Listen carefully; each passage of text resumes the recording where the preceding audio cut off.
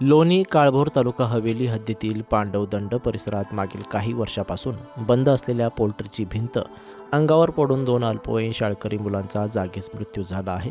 यश मयूर काळभोर वय वर्ष 14 व प्रथमेश संदीप बोरुडे वय वर्ष 15 अशी मृत्यू झालेल्या 2 अल्पवयीन शाळकरी मुलांची नावं आहेत.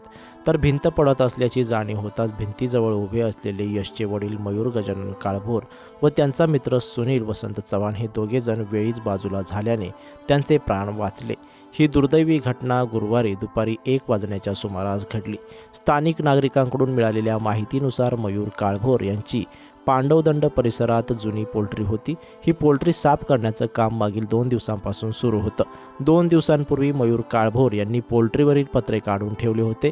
तर गुरुवार दिनांक सकाळपासून मयूर काळभोर, सुनील चव्हाण या दोघांसह यश व प्रथमेश हे 4 जण पोल्ट्रीमधील साहित्य व जागेची साफसफाई करत होते. ही साफसफाई सुरू असताना दुपारी 1 वाजण्याच्या सुमारास अचानक भिंत कोसळल्याने या भिंतीच्या बाजूला उभे असलेले यश काळभोर व प्रथमेश बोरुडे हे त्या भिंतीखाली गाडले गेले.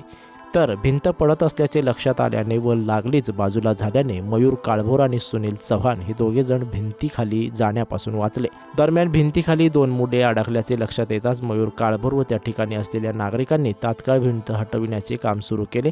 भिंतीखाली गाडल्या गेलेल्या वरील दोन्ही मुलांना तात्काळ लोणी काळभोर येथील विश्वराज हॉस्पिटल या खासगी रुग्णालयात दाखल केलं.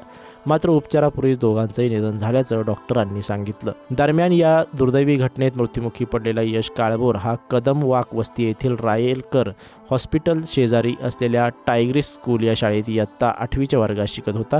तर त्याचा मित्र प्रथमेश बोरुडे हा लोणी काळभोर येथील पृथ्वीराज कपूर मेमोरियल हायस्कूलमध्ये 9वीच्या वर्गात शिकत होता. दोन्ही शाळकरी मुलांचा मृत्यू तोही बापाच्या डोळ्यादेखत झाल्यानं लोणी काळभोर व परिसरात शोककळा पसरली आहे.